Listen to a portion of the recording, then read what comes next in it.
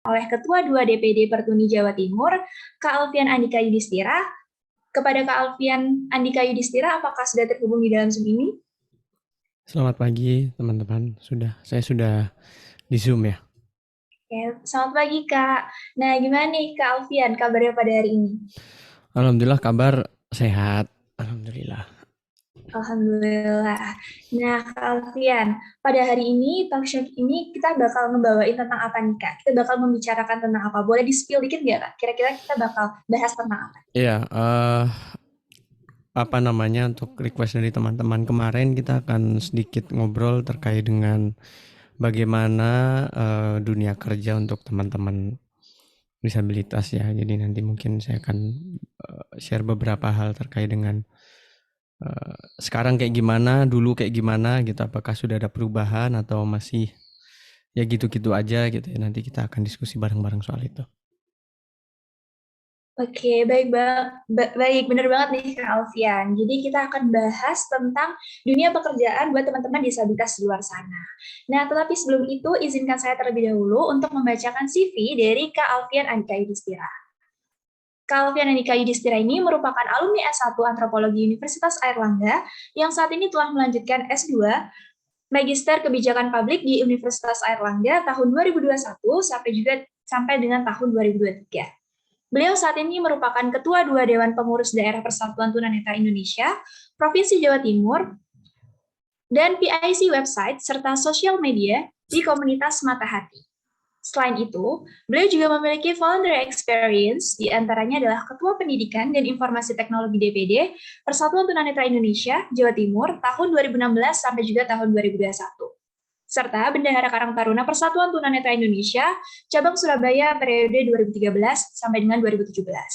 Dan beberapa achievement lainnya yang tentunya pasti sangat inspiratif bagi kita semua. Wah, itu tadi teman-teman CV dari Kak Alfian. Nah, mungkin teman-teman di sini juga udah pada nggak sabar nih untuk mendengarkan talk show dari Kak Alfian. Mungkin bisa langsung aja ya Kak, kita mulai acara talk show pada hari ini. Oke. Oke, jadi pertanyaan yang pertama nih Kak, kita akan bahas tadi kan tentang dunia pekerjaan bagi disabilitas. Nah, sebenarnya tuh makna dari dunia pekerjaan bagi disabilitas itu apa sih Kak? Mungkin teman-teman di sini masih pada penasaran tentang dunia pekerjaan bagi disabilitas itu apa sih sebenarnya? Ya, oke. Sebelumnya ini video saya udah pas ya. Sudah Kak, sudah Oke. aman. Ya, sebelumnya saya mau menyapa dulu kali ya teman-teman. Assalamualaikum warahmatullahi wabarakatuh. Selamat pagi, salam sejahtera untuk kita semuanya. Semoga dalam keadaan sehat. Eh Sebelumnya terima kasih sudah diberi kesempatan untuk diskusi di sini ya. Semoga ini nanti ada manfaatnya gitu ya untuk teman-teman khususnya karena kalau kita berbicara tenaga medis itu biasanya yang akan pertama kali mendeteksi itu teman-teman di tenaga medis gitu untuk kedisabilitasan ya. Kalau kalau kita membaca di undang-undangnya gitu. Dan eh, salah satu yang paling paling cepat mendeteksinya adalah teman-teman di medis ya. Dan kalau teman-teman di apa yang baru mungkin sekarang SMA atau kuliah atau punya saudara yang disabilitas, semoga nanti nggak bingung lagi gitu ya. Gitu. Masih bingung sih pasti mau kerjanya kayak gimana, tapi semoga ini ada insight gitu ya. Karena saya aja awal dulu juga bingung juga gitu. Oke, dunia kerja. Jadi seperti layaknya uh, manusia ya. Jadi kita itu kan hidup nggak mau bergantung dengan orang lain terus ya. Sampai kapan kita mau hidup? Ya teman-teman yang nggak disabilitas saja kan kalau selesai sekolah pinginnya kerja kan. Padahal antara kuliah dan kerja itu nggak ada hubungannya gitu. Tapi teman-teman kalau ditanya setelah kuliah mau apa? Mau kerja, gitu kan? Ini nggak ada hubungannya sebenarnya, nggak ada hubungannya gitu. Dan ya sama seperti teman-teman disabilitas juga demikian. Gitu. Kalau mereka sudah punya pendidikan, pinginnya ya kerja gitu. Tapi kan ini double double apa ya? Kalau menurut saya double tantangannya dari berlipat ganda gitu ya. sudah tantangan mencari pekerjaan itu susah ditambah dengan kondisi dengan disabilitas. Nah, ini lebih susah lagi. Kenapa ya? Karena ada stigma dari masyarakat dan banyak hal yang lain gitu. Tapi paling paling utama sebetulnya stigma dari masyarakat itu sendiri gitu. Peraturan sebanyak apapun kalau stigmanya tidak berubah atau kita tidak mengubah stigma itu ya sama aja sebenarnya. Itu nggak akan memperbaiki keadaan. Itu sih seputar dunia kerja untuk disabilitas sekarang masih suram. Kalau kita bilang suram, suram gitu.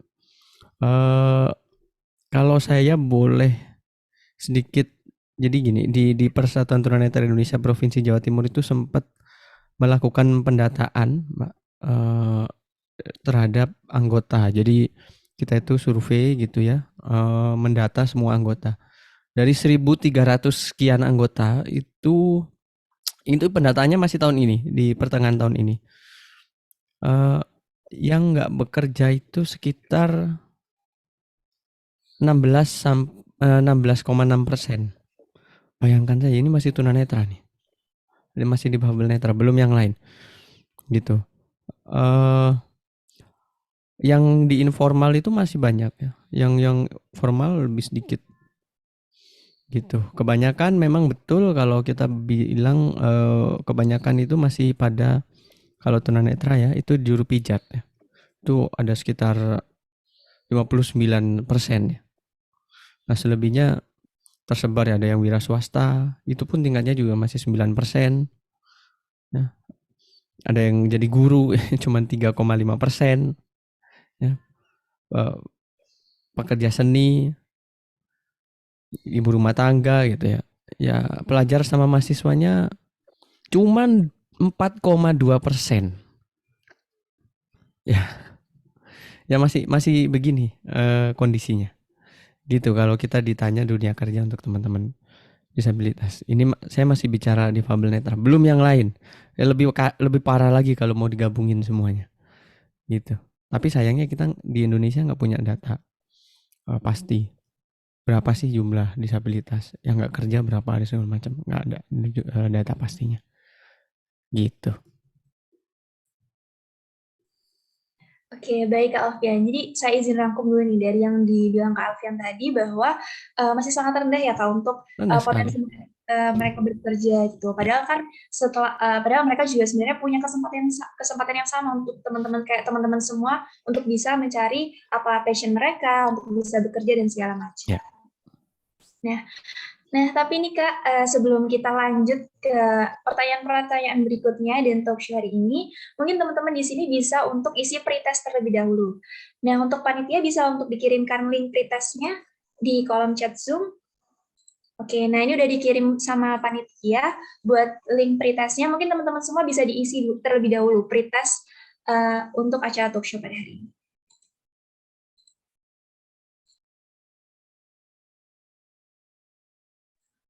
Oke, mungkin sambil teman-teman ngisi pretest, kita bisa sambil ngobrol-ngobrol juga nih Kak, tentang dunia pekerjaan bagi disabilitas tadi. Nah, tadi kan Kakak bilang bahwa itu belum ada data yang pasti ya Kak, tentang berapa jumlah dari kaum disabilitas sendiri yang lapangan pekerjaannya. Nah, sebenarnya nih kondisi sendiri di lapangan kerjanya, kayak di aslinya nih Kak, apakah memang benar-benar masih sangat rendah banget atau sebenarnya pemerintah ini udah menggaitkan beberapa cara untuk bisa meningkatkan potensi kerja mereka atau bagaimana? Iya, oke. Iya, memang yang data yang menyedihkan tadi itu yang saya baca barusan itu memang betul-betul real ya, terjadi di lapangan gitu. Karena itu masalahnya itu tidak hanya terjadi di Jawa Timur, teman-teman gitu. Saya sekarang mohon maaf, saya sekarang kerja di Kementerian Desa, Pembangunan Daerah Tertinggal dan Transmigrasi sebagai analis sosial budaya di Direktorat Jenderal Percepatan Pembangunan Daerah Tertinggal. Jadi saya sekarang tinggalnya di Jakarta. Ya sama aja gitu. Ketika saya ngobrol kapan hari itu sempat ada diskusi dengan teman-teman pekerja yang disabilitas juga, sama kondisinya gitu. Memang realnya ya begitu. Tapi gini, yang menarik adalah sebetulnya lowongan itu sudah banyak Kalau kita ngomong CPNS, kita ngomong PPPK itu kuota untuk disabilitas itu kan kalau kalau di undang-undang itu kalau di pemerintahan itu kan 2% ya. Lah itu banyak yang sudah dibuka 2% itu. Nah, yang menarik adalah nggak ada yang daftar, sedikit. Jadi gitu. Jadi yang mendaftar di lowongan itu sedikit, diafirmasi itu sedikit sekali. Tidak pernah sampai memenuhi kuota bahkan gitu. Jadi kalau ditanya apakah pemerintah sudah mulai melakukan berbagai cara, sangat banyak yang sudah dilakukan pemerintah, mulai undang-undangnya teman-teman tahu sendiri. Ya, yang terbaru adalah undang-undang dasar, undang-undang ininya ada undang-undang 8 nomor undang-undang nomor 8 tahun 2016 tentang penyandang disabilitas ya. Dan beberapa peraturan-peraturan turunan. Lalu juga lowongan-lowongan sudah mulai dibuka. Tapi menurut saya ada beberapa hal yang sebetulnya itu penting tapi memang belum atau masih jarang dimulainya gitu. Jadi ini yang akhirnya membuat kuota-kuota kerja itu tadi tidak terserap. Sama di perusahaan juga gitu, di perusahaan itu banyak kuotanya loh gitu, banyak banget kalau saya bilang sekarang itu. Tapi ya balik lagi, satu nggak ada yang daftar, sedikit banget kalaupun ada. Yang kedua, ketika sudah ada yang daftar masuk, mereka bingung akhirnya apa, keluar lagi gitu. Oke, baik Kak. Jadi pemerintah sendiri itu sebenarnya sudah merancang berbagai cara untuk menyediakan lapangan pekerjaan bagi teman-teman disabilitas di luar sana ya Kak. Dan tadi Kakak juga bilang bahwa memang kuotanya itu sebenarnya udah cukup besar gitu. Cuman ada beberapa faktor-faktor yang mempengaruhi sehingga mereka belum mendapatkan lapangan pekerjaan Ya. tersebut. Nah, kira-kira nih Kak, apa sih Kak faktor-faktor tersebut? Apakah dari personal merekanya sendiri atau dari lingkungannya atau sebenarnya ada faktor-faktor lain yang kita kita itu belum tahu nih Kak. Mungkin Ya, bisa dijelasin. oke. Ini memang agak agak kompleks ya teman-teman. Jadi yang pertama sebetulnya faktor terbesar itu adalah dari teman-teman disabilitas sendiri. Kenapa saya bilang begitu? Nah, repot kan gini. Pekerjaan, ketika kita masuk kerja itu kan selalu ada kriteria ya. Ada kriteria pendidikan, ya kan? Ada kriteria kemampuan. Lah kebanyakan teman-teman disabilitas itu nggak sampai ke situ. Pendidikan. Sekarang tadi aja cuman berapa persen kan? 4, sekian persen kan untuk mahasiswa yang difabel netra gitu. Sedangkan semua sekarang minta S1 gitu. Minta S1, minta S2, bahkan S1 itu kayaknya udah sedikit usang gitu ya. Jadi sarjana S1 itu sudah mulai susah cari kerja. Jadi sekarang udah mulai banyak yang diminta adalah S2 gitu. Terus kalaupun menengah itu SMK dan kemampuannya macam-macam. Kebanyakan apa yang diminta adalah IT, kemampuan penggunaan laptopnya, kemampuan menggunakan Microsoft Word dan sebagainya. Nah itu rendah juga. Artinya apa? Artinya keterampilan atau soft skill dan hard skill dari teman-teman difabel ini juga rendah masih. Nah, kalau kalau begitu apa yang selanjutnya faktornya adalah keluarga gitu. Apa eh, ketegaan atau keberanian keluarga dalam memberikan kesempatan untuk teman-teman difabel ini keluar dari zona nyamannya itu masih jarang. Nggak jarang teman-teman difabel yang disembunyikan sama keluarganya gitu. Atau ya udah di rumah tapi nggak boleh ngapa-ngapain, bahkan nyuci piring nggak boleh, nyapu-nyapu nggak boleh. Dan ini bekal dasar gitu. Kalau keterampilan ini nggak punya, kayak saya misalkan di Jakarta, sekarang saya hidup sendiri ngekos. Jadi apa kamar saya kalau saya nggak bisa bersih-bersih sendiri misalkan? Ya kan, ini kan bekal dasar.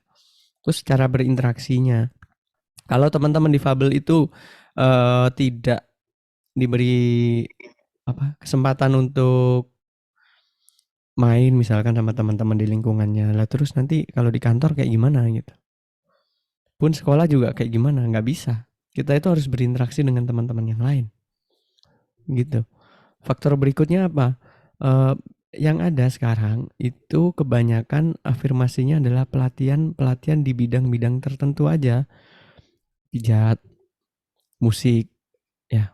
Tapi jarang pelatihan-pelatihan yang diadakan pemerintah itu ranahnya ke yang lain, misalkan programming gitu, content writer. Padahal itu peluang besar bagi teman-teman difabel gitu. Atau desain kalau teman-teman yang tuli, yang daksa, ya. Banyak kan paling menjahit. Ya udah banyak banget. Tapi yang lain-lain nggak sampai ke pelatihan-pelatihan yang lain gitu.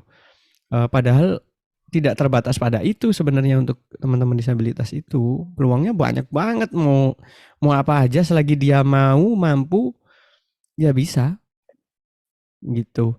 Jadi nggak terbatas sebenarnya. Pelatihannya aja yang terbatas. Tinggal bagaimana kita meningkatkan pelatihan-pelatihan itu. Gitu. Giliran sudah ada pelatihannya, giliran sudah ada kuota kerjanya. Nah, balik lagi ke difabelnya. Usahanya kurang keras. Ya sehingga ya repot juga, adaptasinya juga kurang. Ini kalau katanya teman saya yang kerja di kantor staf presiden di Putih 5 kalau nggak salah. Banyak teman-teman difabel muda yang sudah lolos CPNS itu ampun-ampun minta mundur. Kenapa? Karena nggak tahan sama adaptasinya, nggak bisa beradaptasi. Gitu. Padahal itu dasar banget. Gitu. Oke, baik Kak. Jadi sebenarnya faktornya ini banyak banget ya Kak. Jadi selain dari teman-teman disabilitasnya sendiri, terus juga dari keluarganya, terus juga dari lingkungannya dan segala macamnya, sebenarnya tuh banyak banget faktornya. Nah, tadi Kakak juga sempat mention tentang pelatihan-pelatihannya yang mungkin bisa lebih ditegakkan lagi untuk teman-teman disabilitas. Nah, kira-kira nih Kak, pelatihan-pelatihan apa sih sebenarnya yang dibutuhkan buat teman-teman disabilitas di luar sana yang bisa menambah potensi mereka untuk bisa menemukan lapangan pekerjaan yang sesuai dengan potensi mereka. Ya, oke. Ya, saya menggarisbawahi beberapa hal ya. Maksud yang tadi itu jadi gini, bukan berarti pijat, menjahit gitu-gitu itu nggak bermanfaat ya. Ya itu sangat bermanfaat. Tapi kan tidak banyak, maksudnya banyak lagi orang-orang yang punya hobi-hobi yang lain. Itu yang harus dikembangkan. Misalkan tadi saya sempat sebutkan adalah programming website. Itu bisa loh dilakukan. Banyak teman saya tunanetra itu jurusannya informatika gitu. Dan mereka bisa gitu, mereka bisa. Terus ada lagi pelatihan-pelatihan lain misalkan tata boga gitu. Ada teman saya netra juga itu masaknya oke banget gitu. Nah, kalau dia di diberi pelatihan itu lalu ada tempat gitu ya dia bisa berkarya itu kan ya lumayan gitu. Terus barista gitu. Sudah mulai banyak juga teman-teman yang sekarang berlatih barista. Ya jadi kopi itu bisa gimana cara taunya gitu dari baunya. Bisa jadi setiap biji kopi itu baunya beda katanya. Gitu katanya teman-teman yang ikut pelatihan. Terus apalagi komputer. Baik komputer dasar ya mengetik gitu lalu editing audio. Saya punya teman netra juga tapi dia sound engineer. Uh, Beberapa audio yang dipakai di channel YouTube saya itu karyanya mereka gitu, mulai aransemennya sampai mixingnya sampai jadi itu teman saya tuh tunanetra gitu. Ada itu dia kuliahnya di jurusan musik juga betulan. Ada lagi ke public relation ya, content writer, desainer kalau teman-teman yang tulis sama daksa, desain grafis, macam-macam, editing video. Banyak sekarang itu yang bisa dikembangkan sebenarnya. Tinggal bagaimana kita merambah ke sananya itu loh. Gitu. Karena memang kayaknya agak mustahil gitu, tapi memang itu bisa. Saya dulu pernah kerja di salah satu NGO dulu di USAID Amerika.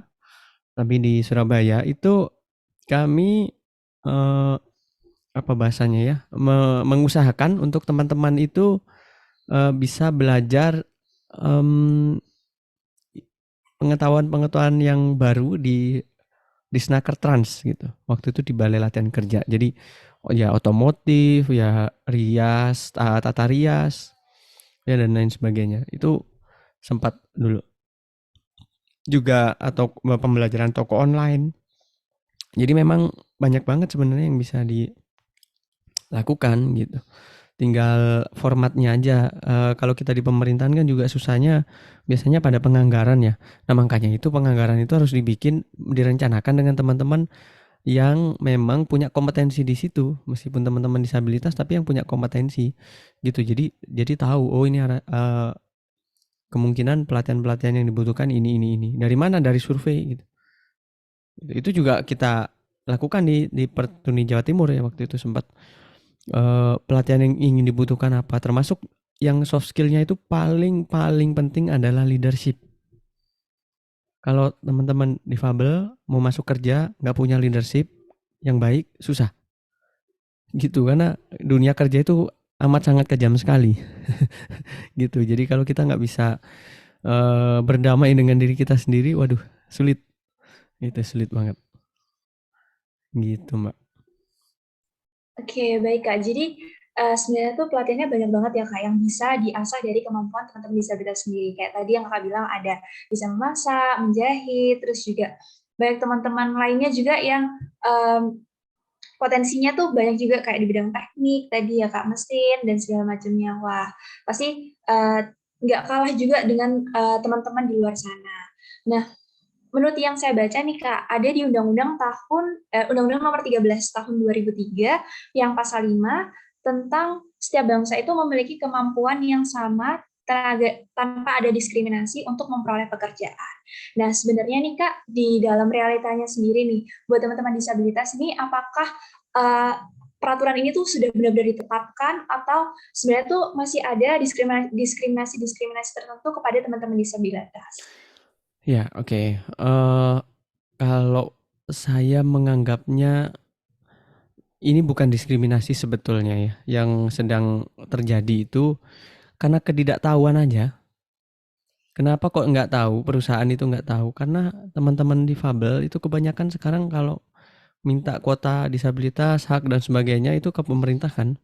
Tapi kita lupa, kita nggak pernah main ke perusahaan. Mainlah ke perusahaan. Eh, apa namanya? Ngobrol, diskusi. Biasanya apa? Kalau ke perusahaannya paling cuma minta proposal kan, pendanaan dan sebagainya. Tapi kita jarang masuk pada sisi-sisi audiensinya. Gitu, audiensi untuk bercerita, berdiskusi bahwa teman-teman difabel itu punya punya sumber daya yang bagus juga gitu. Apa SDM-nya dan sebagainya, potensinya apa, itu tidak pernah kita lakukan. Jarang banget dilakukan gitu. Jadi sehingga ya perusahaannya nggak ngerti gitu, nggak tahu. Giliran ada difabel yang masuk, difabelnya nggak bisa mengadvokasi diri sendiri, repot juga gitu. Balik lagi ketika nggak dikasih kerjaan diem aja gitu di mejanya. Ini cerita real ya, ini cerita real. Diam aja nunggu nunggu dikasih kerjaan. Ya nggak akan selesai. Ya kita harus berinteraksi dengan yang lain. Sedangkan di sisi lain teman-teman itu yang tidak disabilitas sih juga bingung mau berinteraksi dengan kita, itu takut tersinggung lah, takut apalah segala macam. Padahal ya nggak juga. Meskipun banyak juga teman-teman difabel yang tersinggungan. Ini mau nggak mau kita harus mengaku itu.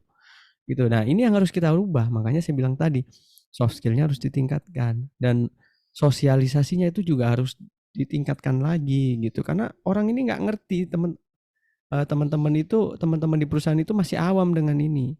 Gitu, bagaimana eh, teman-teman difabel itu bisa pakai laptop misalkan kalau difabel netra, bagaimana pakai handphonenya. Itu masih awam sekali. Jadi kita yang harus memang memulai untuk beraudiensi, bersosialisasi gitu. Jangan apa ya, jangan dikit-dikit kita bilang, "Wah, ini tidak memberikan haknya teman-teman disabilitas." Enggak gitu juga gitu. Enggak gitu juga caranya. Jadi sesuatu yang sesuatu itu harus diperjuangkan dengan cara yang positif kalau menurut saya ya. Gitu. Cara yang positif apa ya? Diskusi gitu. Diskusi, bikin apa, jurnal-jurnal atau policy brief atau apa segala macam itu yang positif gitu. Caranya dengan kayak gitu. Nah, teman-teman yang sudah di perusahaan, yang sudah bekerja harus bisa memastikan bahwa pekerjaan yang dilakukan di sana itu memang sudah sesuai yang diharapkan oleh perusahaan. Gitu, jangan sampai kita sudah masuk kerja juga apa yang kita kerjakan apa adanya aja gitu. Maksudnya apa adanya, ya udahlah, bisa nggak bisa ya udah memang beginilah saya. Nggak bisa begitu juga ya, kita harus meningkatkan eh, cara kita bekerja, meningkatkan kompetensi kita. Itu sehingga orang nggak kapok menerima disabilitas. Nah, kalau kita diterima dikit-dikit udah keluar atau enggak laporan sosial media menjatuhkan nama baik perusahaan, ya siapa yang mau menerima kita kan gitu aja. Itu timbal balik aja sebenarnya. Kalau kita bisa melakukan ini dengan baik, maka perusahaan juga akan menerima kita dengan baik. Cuman kalau kita keras, ya siapa sih orang yang mau dikerasin? Nggak ada kan? Gitu. Itu kalau pengalaman saya sih. Oke, baik Kak. Jadi sebenarnya di dalam dunia nyatanya sendiri nih, sebenarnya bukan diskriminasi ya Kak, tapi unsur ketidaktahuan aja gitu, baik dari pemerintah, baik dari perusahaannya sendiri, atau dari teman-teman disabilitasnya sendiri, dan lingkungannya sendiri. Nah, jadi perlu adanya diskusi ya, tadi yang Kakak bilang, bahwa diskusi itu penting banget untuk bisa menyatukan, apa ya, istilahnya kayak pemikiran juga satu sama lain. Jadi sehingga buat teman-teman yang mungkin tidak disabilitas bisa merangkul teman-teman yang disabilitas, dan teman-teman yang disabilitas juga mau belajar tentang Betul. mau belajar tentang apa yang udah menjadi tanggung jawabnya di pekerjaan ini. Betul. Apakah benar ya? Iya, betul. Jadi Iya, memang harus bareng-bareng, nggak bisa kita saling menuntut satu sama lain gitu. Ya nggak bisa terus begitu. Harus kerjanya harus bareng-bareng iya. gitu. Ya, benar banget nih, Kak. Nah, tadi kan Kakak juga sempat bilang tentang salah satu soft skill yang harus dimiliki buat teman-teman disabilitas adalah leadership. Nah, mungkin ada nggak, Kak, soft skill lain yang perlu ditingkatkan buat teman-teman disabilitas di luar sana? Ya, selain leadership itu menulis ya. Saya juga sampai sekarang masih belajar namanya menulis, makanya saya bikin website juga. Itu sebenarnya biar saya belajar aja. Kan website itu kan bayar ya. Saya bikinnya yang berbayar. Nah, kalau saya nggak gunakan kan sayang duitnya kan, makanya saya harus nulis terus. Itu untuk merangsang saya supaya belajar gitu. Jadi banyak-banyak menulis terus berbicara ya. Public speaking itu perlu teman-teman. Mau nggak mau meskipun teman-teman kerjanya bagian teknisi misalkan, ngomong itu perlu gitu. Karena hidupnya teman-teman tuh dengan manusia bukan hanya dengan komputer dan handphone gitu. Gitu. Jadi public speaking tuh harus dipelajari betul. Gitu. Saya dulu ya alhamdulillah ya, saya dulu belajar public speaking tuh juga awalnya ya susah gitu. Susah ngomong depan mic aja udah gemeteran semua, rasanya lutut ini kayak mau lepas gitu.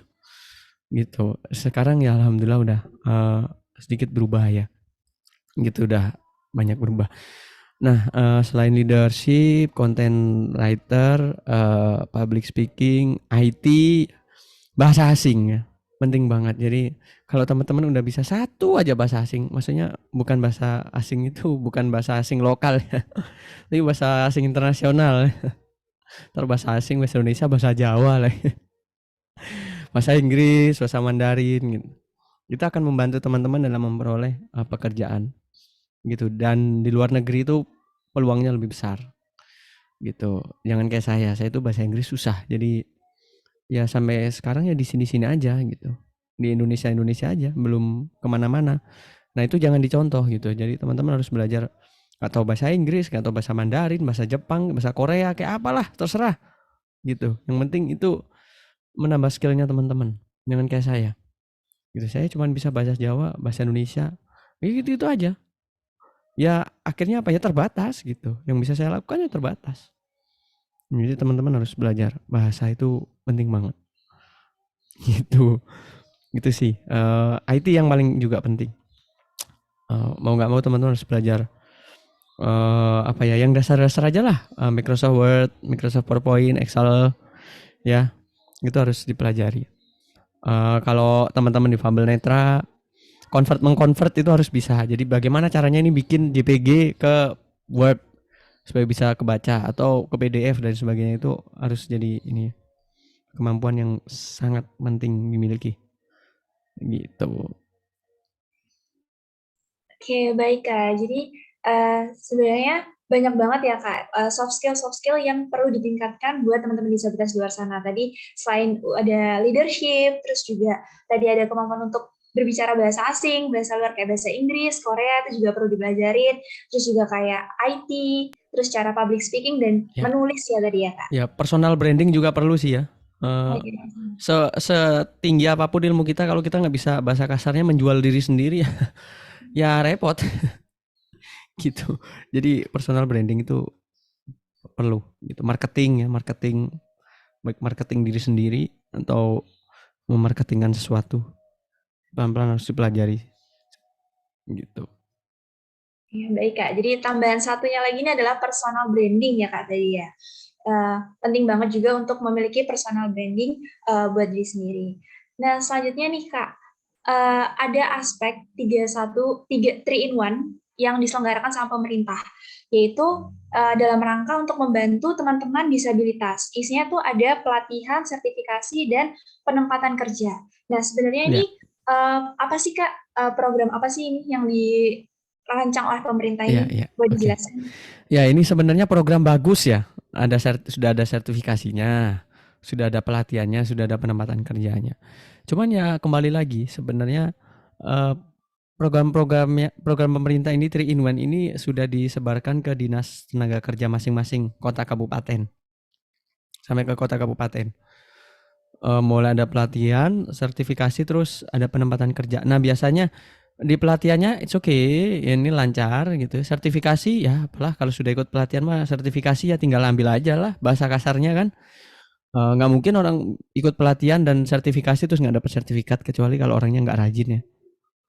Terus penempatan kerja, lagi-lagi balik lagi ke perusahaan. Jadi antara eh, pemerintah dan perusahaan itu nggak sinkron biasanya. Gini, misalkan kasusnya gini nih. Pelatihannya itu menggunakan tipe mesin jahit A. Nah, ketika ditempatkan di tempat kerja, itu mesin jahitnya udah modern. Nah, pemerintah kita belum uh, ada peralatan yang lebih modern. Jadi sama lagi, belajar lagi dari nol. Gitu, jadi nggak sinkron. Makanya perusahaan ini suka ngamuk-ngamuk nih. Kalau dulu cerita ke saya tuh, teman-teman di pabrik-pabrik tuh, masalahnya mas, kita itu mau nerimanya, tapi ketika di sini ternyata mesin yang digunakan untuk praktek di pelatihan-pelatihan itu nggak sama punya kita, nggak standar perusahaan, itu kuno mesinnya gitu. Jadi kita sama aja ngelatih lagi di sini gitu. Nah, ini yang belum belum ter ini ya, belum terkoneksi ya antara perusahaan sama pemerintah. Kalau saya mikirnya begini, ya teorinya boleh lah ya, di pemerintahan kalau sudah mulai pelatihan, eh, kerjasamalah sama perusahaan gitu, pinjam. Jadi supaya kita tahu standarnya gitu. Sama dengan materi-materi misalkan leadership ya, public speaking itu nggak ada di pemerintahan. Soft skill itu hampir-hampir ya biasa, soft skillnya paling etika gitu ya. Tapi nggak sampai merambah ke leadership. Padahal leadership itu perlu banget. Gitu. IT. Nah, sama nih. Ini pengalaman saya juga. Ketika ikut pelatihan IT, itu office-nya masih 2000 sekian. Padahal sekarang udah, bahkan di laptop saya aja nggak pakai itu gitu. Windows-nya juga sama gitu. Jadi ya kayak kayak apa ya bahasanya ya? Muspro gitu ya, dibuang-buang duit aja gitu. Karena tidak disesuaikan dengan standar yang ada. Pun instrukturnya gitu. Kadang-kadang saya juga agak gimana ya?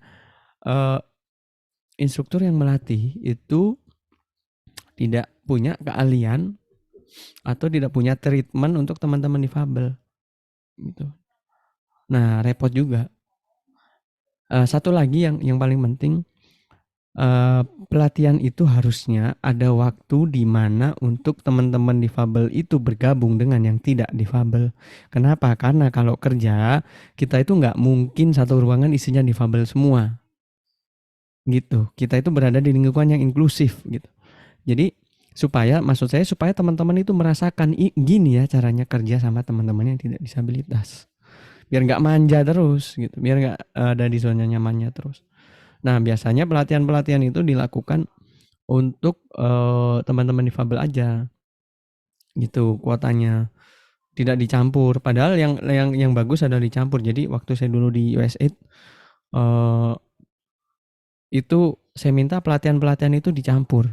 Ya teman-teman malah seneng di snaker. Oh gitu ya mas. Iya dicampur pak. Hemat biaya, ya kan instrukturnya nggak double-double. Terus teman-teman juga bisa berinteraksi dengan yang tidak disabilitas dan sebaliknya. Jadi sama-sama belajar bagaimana menerima teman-teman yang difabel, bagaimana ngajarinya. Yang difabel juga belajar bagaimana sih bergaul dengan teman-teman tidak difabel, bagaimana merendahkan egoisme itu, bahwa tidak kita terus yang dilayani, tapi kita juga harus belajar melayani. Itu yang harus dilakukan. Ya, programnya sudah bagus, tinggal implementasinya dan dipoles-poles dikit aja. Gitu. Tapi lagi-lagi kembali lagi ya, ini programnya masih belum efektif di banyak kota. Hanya di beberapa kota gitu. Saya waktu itu sempat ikut satu pelatihan gitu. Saya gini-gini waktu dulu masih pengangguran saya sempat ikut refleksi juga gitu. Bersertifikat gitu, bersertifikat nasional. Saya sampaikan ke Kepala Disnaker Surabaya bahwa pelatihan yang bagus itu adalah pelatihan yang bersifat inklusif. Itu artinya teman-teman disabilitas itu dilibatkan dengan teman-teman tidak disabilitas. Bukan hanya ada ya, tapi dilibatkan. Jadi salah kaprah sekarang tuh inklusi kegiatannya. Oh ini kami inklusi, kenapa? Kami mengundang teman-teman disabilitas, tapi tidak dilibatkan ya sama aja bohong. Gitu. Jadi kadang salah kaprah masih. Gitu sih teman-teman.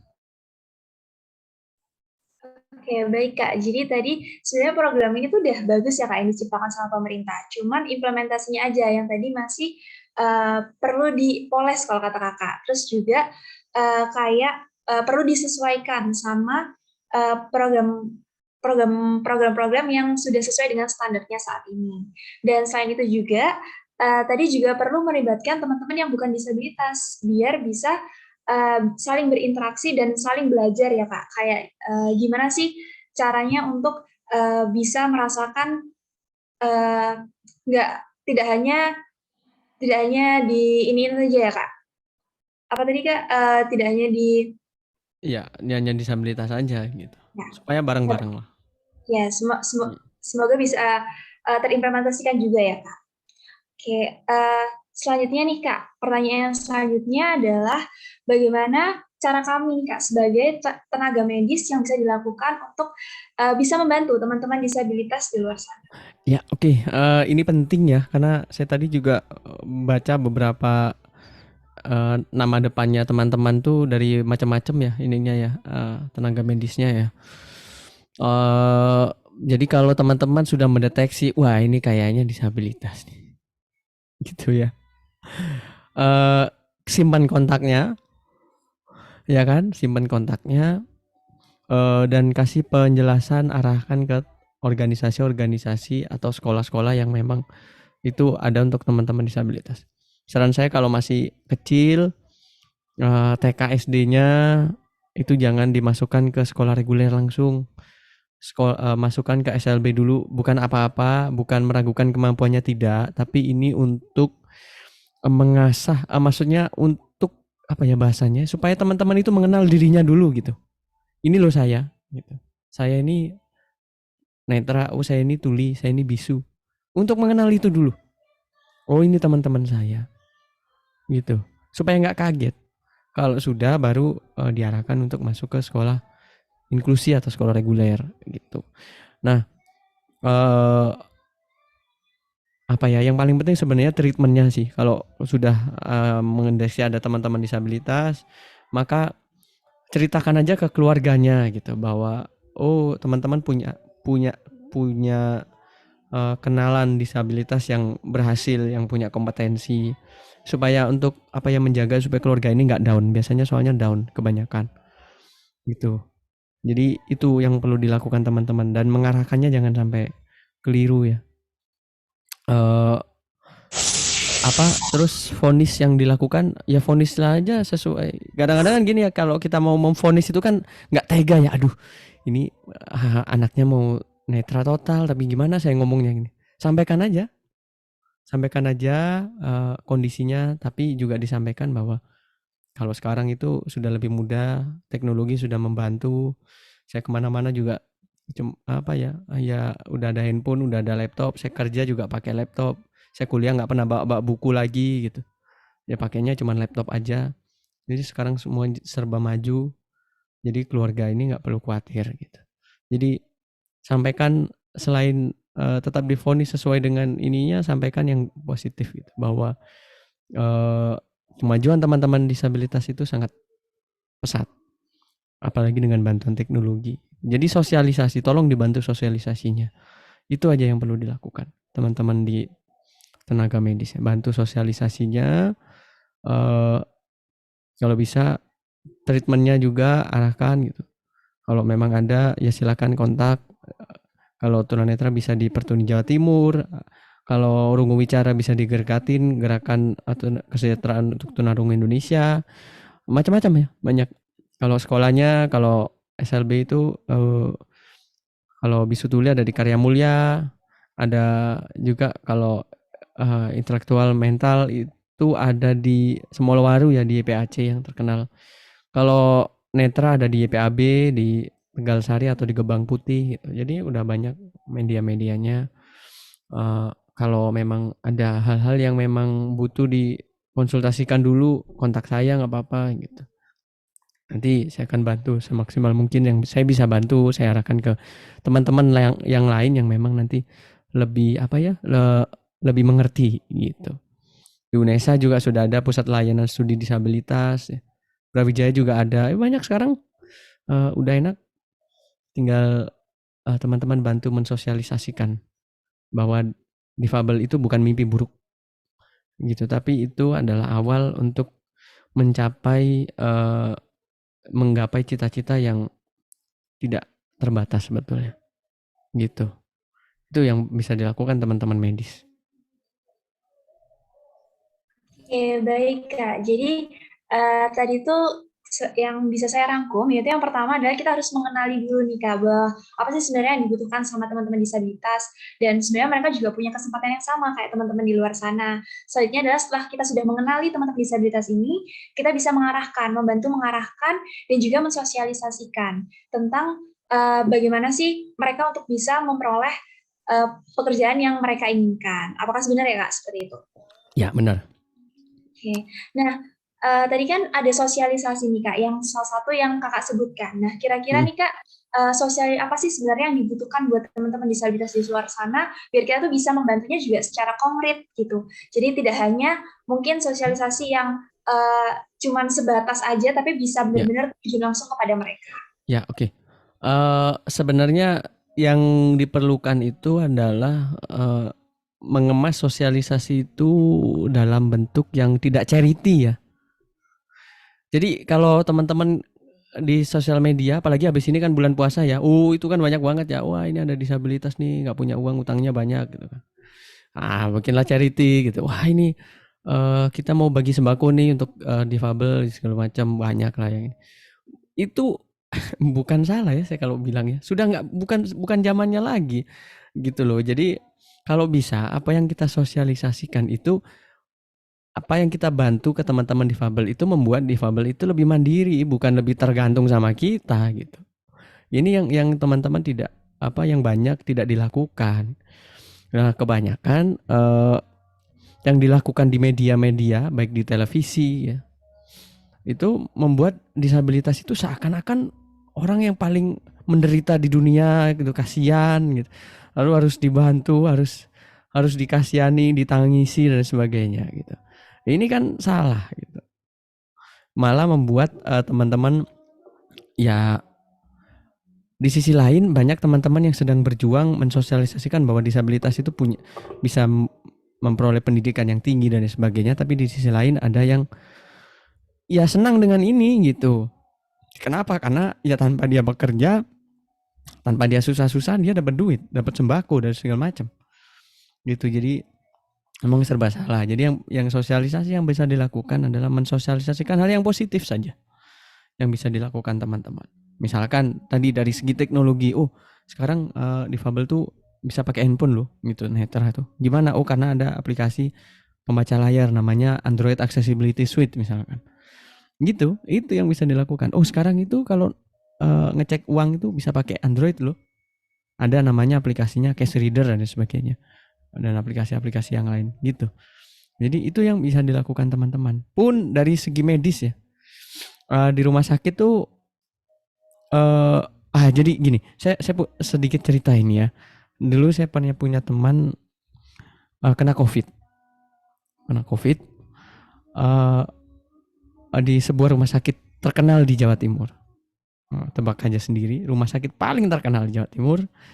Nah, dia nggak diterima sama dokternya, nggak boleh ngamar di situ. Kenapa? Karena dia mikirnya, dokter ini mikirnya kan kalau COVID itu isoman. Nah, isoman dokter ini nggak tahu kalau si difabel ini bisa mandiri semuanya sebenarnya, bisa mandiri sendiri, kamar mandi sendiri dan sebagainya sendiri, selagi itu memang diorientasikan. Ketika ditanya sama yang nganter ke rumah sakit, nah ini gimana? Ya harus didampingi. Nah kalau didampingi, yang mendampingi kena juga dong COVID gimana? Ya itu resiko. Ini jawaban macam apa ini? Teman-teman, ini seorang dokter menjawab begitu. Jadi tolong ini dijadikan pelajaran untuk teman-teman. Jangan sampai teman-teman melakukan hal yang sama. Gitu. Padahal sampai si di fabelnya ini di fabel netra ya, teman saya. Sampai bilang, saya bisa beraktivitas secara mandiri. Yang penting saya dikasih tahu aja toiletnya di mana, ininya di mana dan sebagainya. Ketika dia keluar sudah 2 minggu, baru dokternya itu dokter yang lain yang minta maaf, bukan dokter yang itu, bukan yang ngomong. Saya nggak perlu sebutkan namanya. Gitu. Jadi ini cerita-cerita yang saya dulu sempat tulis ini juga di sosial media ya. Tapi tentunya dengan menyamarkan namanya, terus menyembunyikan nama rumah sakit dan lain sebagainya ya. Nah ini tidak boleh teman-teman lakukan. Sosialisasikan ke sesama tenaga medis bahwa oh teman disabilitas ini kalau dikasih tahu tempatnya dan sebagainya itu bisa kok dia mandiri. Gitu. Jadi sesederhana itu, tapi itu sangat bermanfaat. Gitu. Lalu kalau teman-teman memungkinkan bikin panduannya, kalau ada teman disabilitas tuh kayak gimana sih SOP-nya, bikin aja gitu bukunya, share ke teman-teman atau bikin infografis dengan boleh dengan berkonsultasi dengan teman-teman difabel yang memang teman-teman rasa punya kompetensi gitu. Oke, baik Kak. Jadi tadi itu salah satu bentuk sosialisasi yang bisa dilakukan. Kita sebagai calon tenaga medis itu sebenarnya nggak cuma hanya charity aja ya Kak, tapi sosialisasi-sosialisasi yang bisa menuntut mereka untuk bisa lebih mandiri. Karena sebenarnya mereka tuh juga bisa kok mandiri seperti teman-teman yang lain juga. Seperti itu ya Kak? Iya gitu. Jadi sosialisasi kan ke antar teman gitu ya. Tidak harus ya memang paling enak sosialisasi itu paling banyak dampaknya biasanya di sosial media ya. Gitu. Ya yang paling penting dengan lingkungan sekitar sebenarnya. Jadi teman-teman bekerja di mana yaitu sosialisasikanlah di situ. Gitu. Iya, benar banget nih Kak. Mungkin bisa dari yang terdekat dulu gitu ya Kak. Disosialisasikan ke orang-orang yang terdekat dulu, lingkungan pekerjaan atau lingkungan yang paling dekat dengan kita untuk bisa membantu mereka biar lebih mandiri juga. Nah, selanjutnya nih Kak, gimana sih Kak cara cara mereka, teman-teman disabilitas ini, untuk bisa menemukan passion mereka dalam bekerja? Karena tadi kita udah bahas tentang gimana sih peran pemerintah juga, terus juga peran dari tenaga medisnya sendiri, terus juga secara personal dari teman-teman disabilitas sendiri. Nah, sebenarnya apa sih yang bisa dilakukan teman-teman disabilitas itu untuk bisa menemukan passion mereka dalam bekerja? Oke, yang bisa dilakukan teman-teman ya, selain apa namanya, teman-teman menunggu, tidak hanya menunggu, tapi yang bisa dilakukan adalah mengasah kemampuannya teman-teman. Ya teman-teman cari nih, teman-teman tuh lagi bisanya di mana, pingin tertariknya apa gitu. Kalau tertarik nulis maka ya banyaklah belajar menulis gitu. Kalau memang teman-teman itu apa, ingin belajarnya adalah video, ya belajarlah untuk membuat video yang bagus. Itu jangan sampai apa yang dilakukan teman-teman itu cuman hanya sekedarnya, maksudnya sekedarnya itu ya udahlah pokoknya gini aja, wong saya disabilitas gitu, pasti diterima kok hasilnya. Jangan begitu. Jadi tetap ditingkatkan kompetensinya. Sekarang banyak, karena ada pandemi itu kan, sekarang banyak pelatihan-pelatihan yang sifatnya virtual, ya udah ikutin aja apapun yang bisa dilakukan, yang bisa diikuti, yang teman-teman tertarik. Jadi tidak terbatas gitu. Jadi teman-teman sesuaikan. Tidak hanya ikut-ikutan aja, disuruh orang tua ini ikut, suruh orang tua ini ikut, enggak. Kalau selama teman-teman itu memang menurut teman-teman, teman-teman nggak tertarik, ya pelajari yang membuat teman-teman tertarik. Tapi jangan lupa soft skill itu penting. Ada teman saya gini, "Mas, saya cariin kerjaan dong." Kerjaan yang kayak gimana gitu? Yang nulis, yang pokoknya terkait dengan nulis. Ketika ada pekerjaan-pekerjaan yang sifatnya content writer dan sebagainya, dia nggak mau, "Wah, saya nggak bisa, saya bisanya cuma nulis novel." Iya, ya teman-teman harus belajar gitu. Nggak bisa apa, perusahaan itu ngikutin teman-teman, ya teman-teman yang harus mengikuti apa sekarang yang berkembang di perusahaan, kemampuan apa yang dibutuhkan gitu. Jadi jangan egois gitu. Kita nggak bisa diikuti, kita nggak bisa meminta orang lain untuk mengikuti kita terus, tapi kita yang harus beradaptasi gitu. Oke, baik Kak. Jadi kalau bisa disimpulkan gitu ya Kak, tadi itu intinya adalah ingin mencoba banyak hal, mau dan ingin mencoba banyak hal serta bisa mengasah soft skill dan mengetahui apa sih yang sebenarnya disuka sama di dirinya sendiri gitu, pekerjaan apa yang sesuai sama dirinya sendiri. Apakah Iya, benar ya Kak? iya, Oke. Nah, baik Kak. Nah, eee, selanjutnya nih Kak, tadi kan kita sudah tahu juga sebenarnya tuh banyak hal yang bisa diasah oleh teman-teman disabilitas di luar iya. sana. Kayak tadi ada IT, terus juga menulis dan lain sebagainya.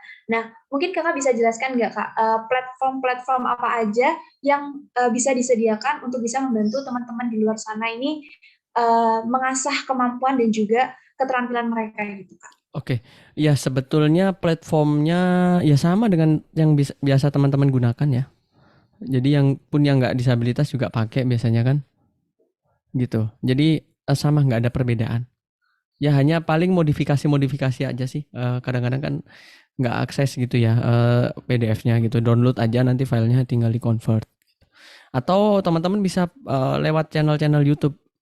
Ya sayangnya saya belum mulai bikin obrolan terkait leadership ya di YouTube ya, karena saya masih ngumpulin materi. Saya dulu pernah ikut ini teman-teman, Excel Feature Leaders. Kalau teman-teman mungkin pernah dengar ya. Jadi itu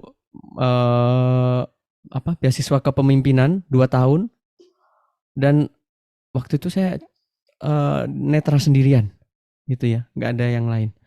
Jadi ya memang itu yang dibutuhkan. Jadi teman-teman harus ikuti aja semuanya, apapun. Kalau ada materi-materi leadership apa, ikut aja, daftar aja.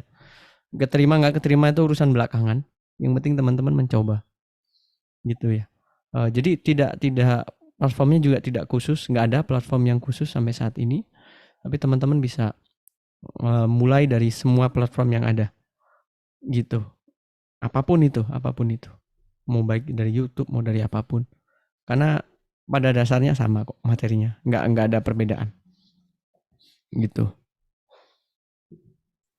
Oke, baik Kak. Jadi sebenarnya platformnya ini sama ya, buat teman-teman disabilitas ataupun teman-teman di luar sana, sebenarnya platformnya sama, Sama. cuman tinggal mau atau enggak untuk mencoba gitu ya Kak. Ya, Ya baik Kak. Nah, terus tadi kan Kakak juga sempat Kakak suka menulis nih Kak. Mungkin bisa di-share nggak Kak? Kira-kira Kakak ini menulis apa aja atau oh ada ya, yang diterbitkan atau gimana? Mungkin oke. bisa kasih tahu buat teman-teman semua untuk bisa baca juga gitu. Oh ya ya, oke.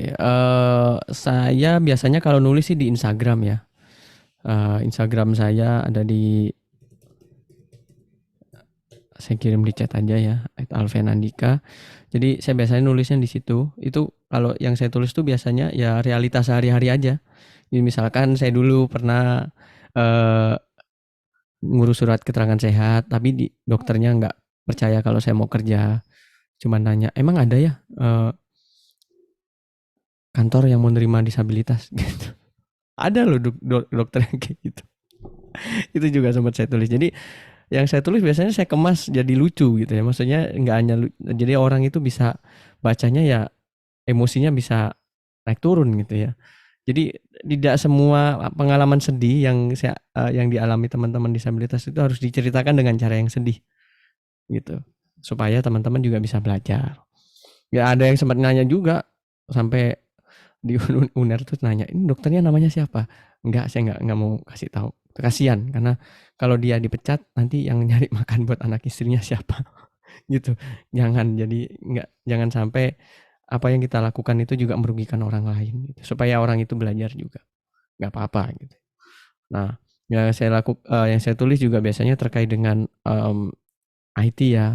Saya biasanya juga share info-info terkait dengan pelatihan-pelatihan yang bisa ikuti teman-teman disabilitas, yang tidak disabilitas juga gitu. Jadi yang saya tulis tuh kebanyakan ya sisi-sisi positif lah gitu, sisi-sisi positif dari kehidupan saya sebagai difabel gitu, sebagai difabel netra gitu.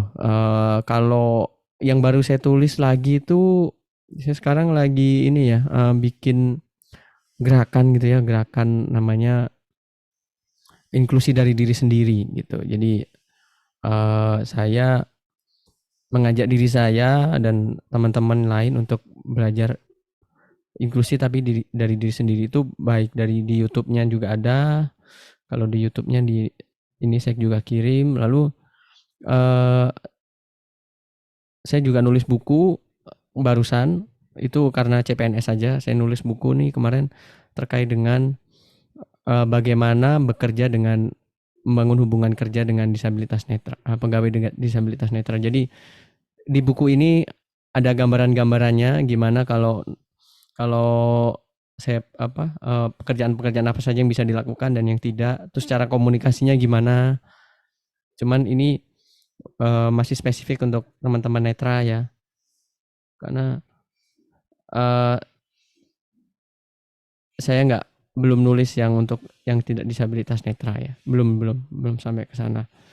Terus juga sempat bikin masih satu video, cuman akan menyusul video-video yang lain terkait dengan bagaimana cara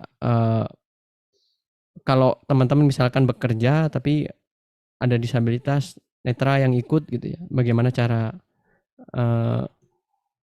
berinteraksinya gitu. Jadi memang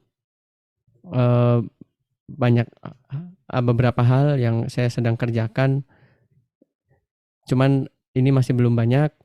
Saya juga berharap teman-teman yang lain juga membantu dalam mensosialisasikan hal-hal yang positif ini gitu ya.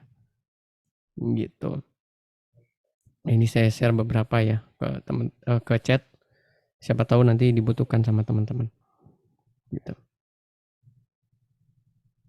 Oke, wah banyak banget nih yang bisa teman-teman dapat dari Kak Alfian ini tadi. Banyak banget tulisan-tulisan Kak Alfian, terus juga tadi ini Kak Alfian juga mengirimkan beberapa link YouTube juga, yang mungkin bisa teman-teman buat belajar juga nih, gimana cara kita buat interaksi juga buat teman-teman disabilitas luar sana.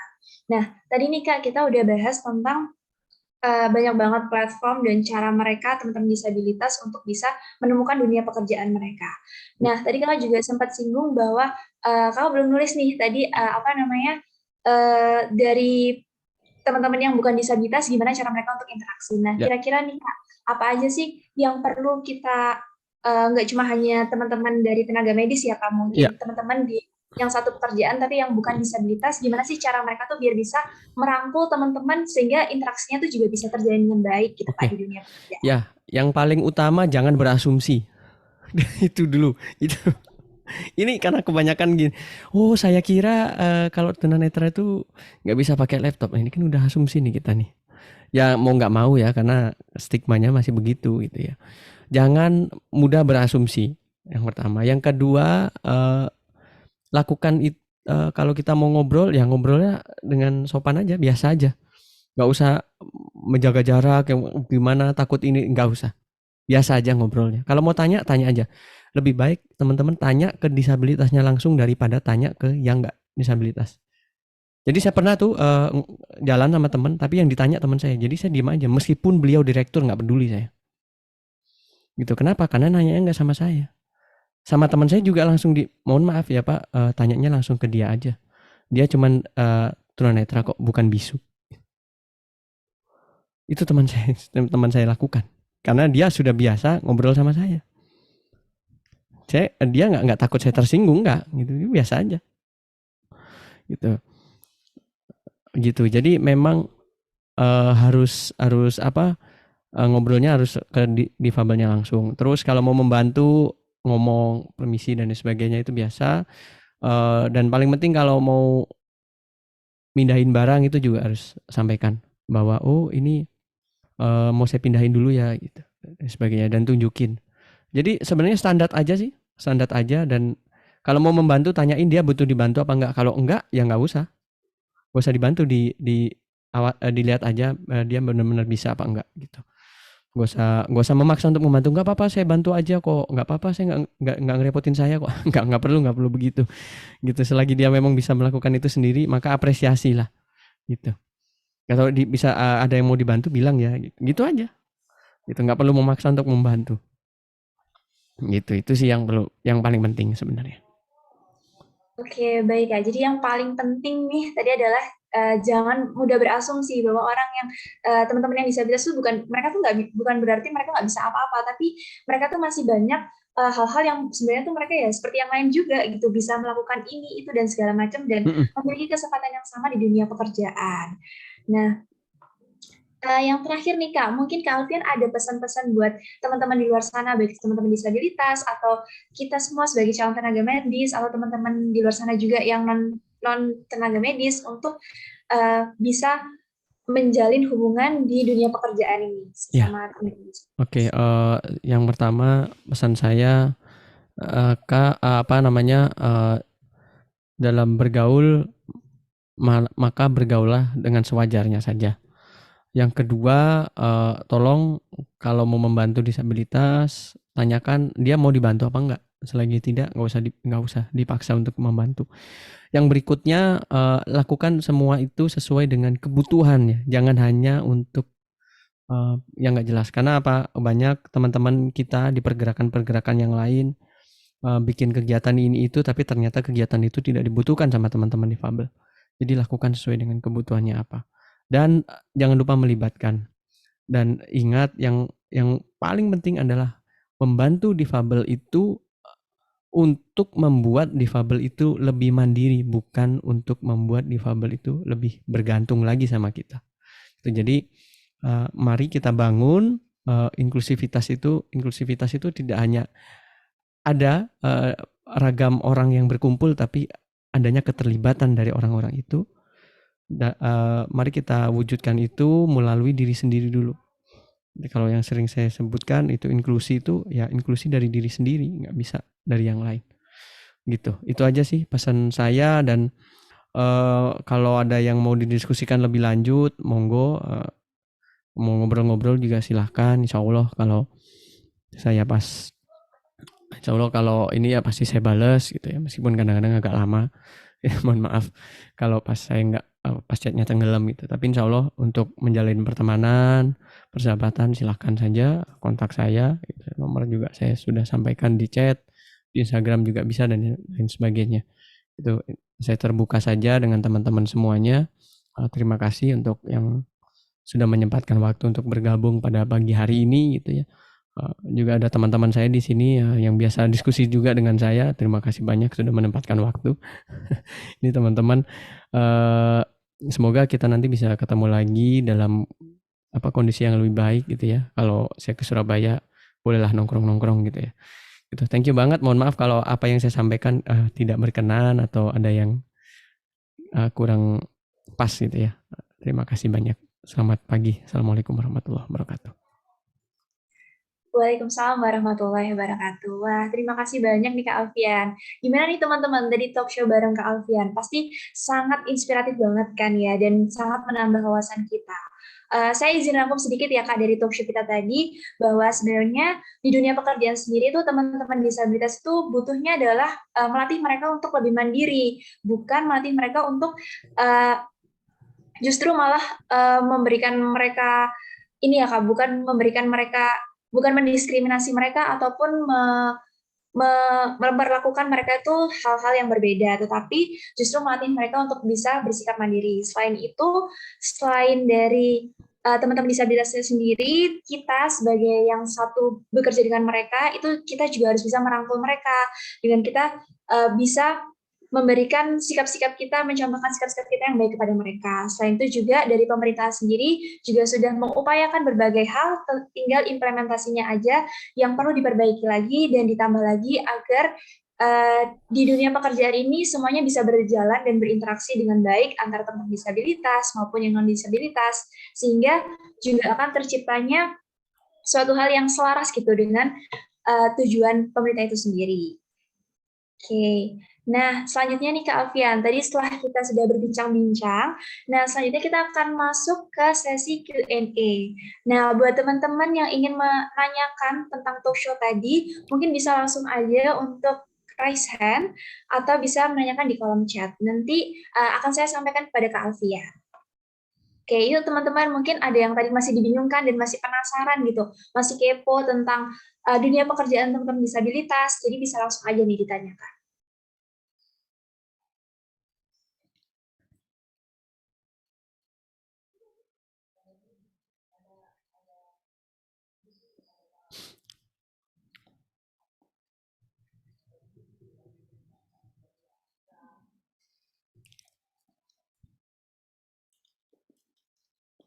Oke, baik Kak. Ini ada salah satu yang ingin bertanya, yaitu mungkin dari Teresa, bisa untuk ditanyakan kepada Kak Alfian.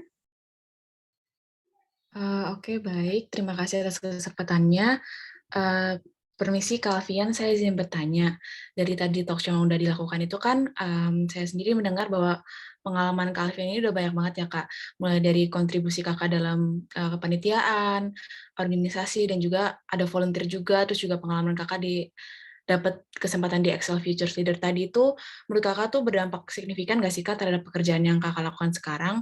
Dan memang kalau misalkan itu berdampak signifikan itu bagaimana sih, Kak, pengalaman Kakak ini menimbulkan dampak kepada pekerjaan yang Kakak lakukan sekarang? Oke, terima kasih. Ini langsung dijawab atau gimana, Pak? Iya Kak, boleh Oke, langsung langsung ya. dijawab. Iya, jadi sebetulnya uh, itu sangat berdampak sekali sih. Interaksi saya dengan teman-teman yang tidak disabilitas itu sangat membantu saya dalam bekerja gitu. Kenapa? Karena saya bekerja itu cuman di kementerian ini yang netra itu cuman saya sekarang. Sekarang ya, cuman saya. Dan di kantor saya juga cuman ya saya mau nggak mau kan harus berkomunikasi dengan teman-teman yang tidak disabilitas gitu. Jadi bagaimana kita merendahkan egoisme kita gitu ya, rendah hati gitu, terus tidak merasa lebih pandai, meskipun ya kadang-kadang tahu sendiri ya kalau bekerja di pemerintahan tuh kadang-kadang memang kan yang dilakukan oleh teman-teman itu kan kadang-kadang tidak modern ya. Misalkan apa ya, ngumpulin foto aja masih di email satu-satu, nggak pakai Google Drive misalkan. Nah ini bagaimana kita nyampaikannya supaya usulan kita diterima, itu sangat penting gitu. Dan kalau kita nggak pernah memperoleh materi leadership, waduh itu sulit, bisa-bisa apa yang kita usulkan itu bisa ditolak orang gitu kalau kita nggak ngerti cara menyampaikan usulan dengan baik gitu. Dan kalau kita nggak bisa beradaptasi dengan orang lain juga, orang juga nggak akan mau komunikasi dengan kita gitu, nggak akan mau ngajak kita kerja keluar gitu. Jadi memang itu sangat berdampak. Dan pengalaman-pengalaman di organisasi, di kampus, dan dimanapun itu mau nggak mau akan banyak bermanfaat di lingkungan kerja ya, sangat bermanfaat banget.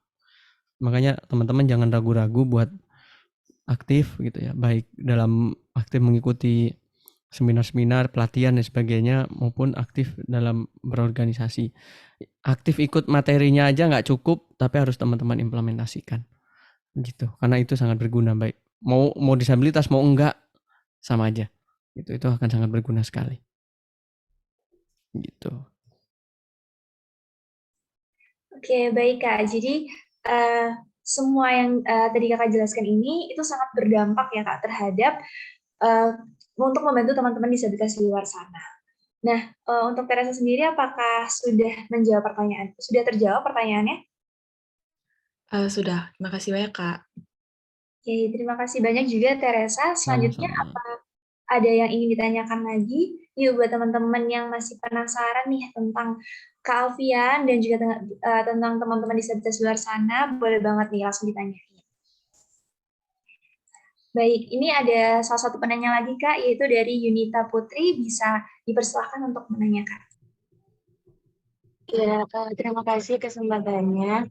Tadi kan sudah dijelaskan ya kalau semisal dari pemerintah itu sudah membuka lapangan pekerjaan yang cukup banyak untuk pekerja disabilitas. Ya. Nah, saya mau tanya, kira-kira bagaimana ya cara pemerintah itu sendiri untuk melindungi pekerja disabilitas dalam hal diskriminasi upah? Terima kasih. Oke, ini menarik ya. Jadi sebetulnya upahnya sama kok, gitu sama di perusahaan juga. Kalau yang di perusahaan yang di luar pemerintah ya, itu ada di Kemenaker itu memang punya line gitu untuk pengaduan-pengaduan itu ya. Kalau memang ada upah yang nggak sama, yang ada perbedaan dan sebagainya, itu bisa langsung dilaporkan, dan itu responnya juga cepat kok. Itu responnya cepat banget. Jadi silakan aja kalau teman-teman memang ada kendala-kendala terkait itu, dilaporkan aja ke Disnaker terkait atau kementerian terkait, itu pasti langsung ditanggapin gitu. Sekarang lebih cepat. Tapi setahu saya, alhamdulillah sampai saat ini itu memang pekerjaan-pekerjaan yang ditawarkan itu juga dengan upah yang sama ya gitu. Jadi aman, masih aman. Ya ada dulu sempat ada kejadian-kejadian itu, tapi sekarang udah lama nggak kedengeran lagi. Semoga sudah nggak ada lagi sih. Semoga sudah nggak ada lagi gitu. Tapi untuk sampai saat ini upah alhamdulillah juga aman. Pengalaman teman-teman saya yang bekerja di perusahaan juga aman. Mungkin yang sekarang masih agak sulit itu ini ya, upgrade. Jadi upgrade posisinya itu kadang-kadang masih sulit gitu. Ya mungkin karena kemampuannya, kompetensi teman-teman disabilitasnya juga kurang kali ya. Jadi memang masih kadang-kadang agak tertahan.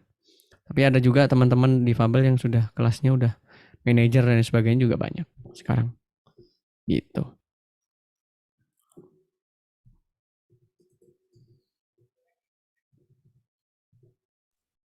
Oke, baik Kak. Jadi kalau bisa saya rangkum dari yang Kakak tadi bilang, bahwa sebenarnya upahnya tuh sama ya Kak, antara teman-teman disabilitas ataupun teman-teman yang bukan disabilitas. Sama kok. Nah, ya baik. Untuk Yunita Putri sendiri, apakah sudah terjawab pertanyaannya? Ya, sudah. Terima kasih, Kak. Ya, baik, terima kasih juga. Selanjutnya, buat teman-teman lagi, apakah ada yang ingin ditanyakan lagi? Yuk, boleh banget nih, kalau ingin ada yang ditanyakan, bisa langsung ditanyakan kepada Kak Alfian.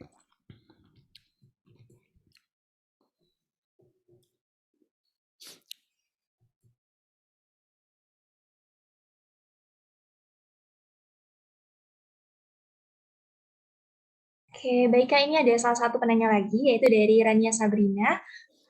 Oke, kepada Rania Sabrina, bisa langsung ditanyakan pertanyaannya.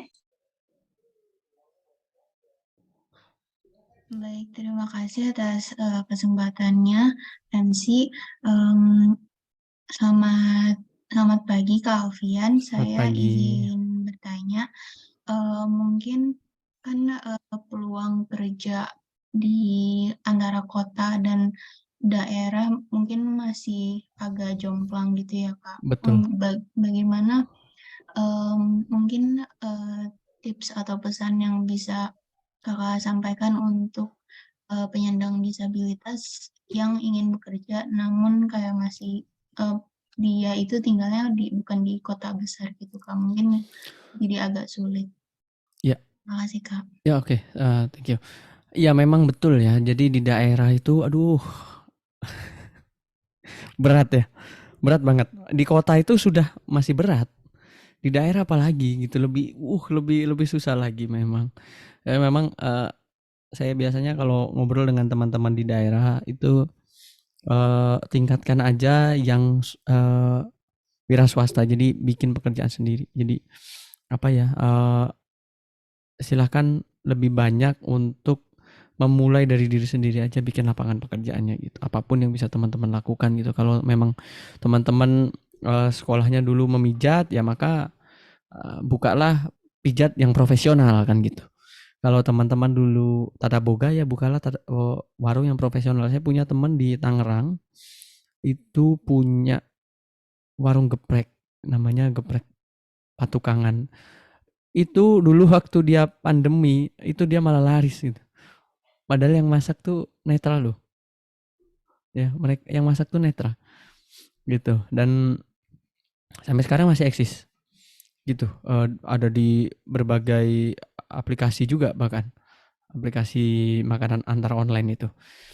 Ada juga warung kopi teman saya itu juga netra gitu. Ada juga warung dia punya resto gitu tapi itu bisu tuli ada juga gitu. Lebih baik membuka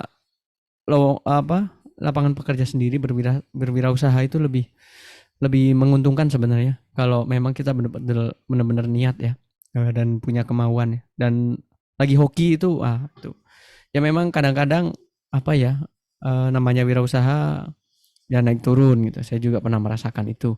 Tapi ya kalau di daerah itu memang lebih lebih menjanjikan daripada kita mendaftar pekerjaan karena agak susah memang. Di sisi lain memang tetap harus dilakukan ya, di advokasi. Jadi kalau nggak keterima ya sambil inilah berwirausaha aja gitu. Kalau keterima alhamdulillah kan gitu. Gitu sih. Oke, baik Kak. Jadi saya izin rangkum, tadi yang dimaksud Kak Alfian ini adalah buat teman-teman mungkin yang disabilitas yang ada di daerah-daerah mungkin bisa dengan cara berwirausaha. Jadi menciptakan lapangan pekerjaan sendiri yang pastinya bisa untuk membantu kehidupan mereka juga. Apakah benar ya Kak seperti itu? Iya benar, lebih baik begitu. Ya baik Kak. Untuk Rania Sabrina, apakah udah terjawab pertanyaannya? Sudah, terima kasih banyak Kak Alfian. Yo, oh ya tambahan mungkin ya itu tadi ya, content writer itu sekarang kan banyak pekerjaan yang virtual ya. Jadi ya meskipun kita dimanapun juga mendaftar kemanapun juga nggak ada masalah gitu. Jadi content writer, website dan sebagainya itu memang harus dikembangkan kemampuan-kemampuan itu. Oke, benar banget nih Kak. Jadi sebenarnya banyak banget ya Kak kemampuan-kemampuan yang bisa diasah buat teman-teman disabilitas di luar sana.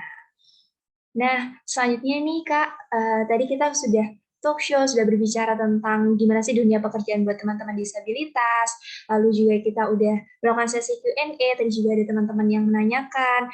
Sekali lagi saya ucapkan terima kasih banyak kepada Kak Alfian yang sudah meluangkan waktunya untuk bisa hadir di acara Capable 2022 ini dan berkenan untuk mengisi talk show serta menjawab pertanyaan dari teman-teman semua. Terima kasih banyak ya Kak. Sama-sama. Baik, selanjutnya nih Kak, akan ada penyerahan sertifikat kepada Kak Alfian selaku pemateri dari Capable 2022 kepada panitia yang bertugas, dipersilahkan.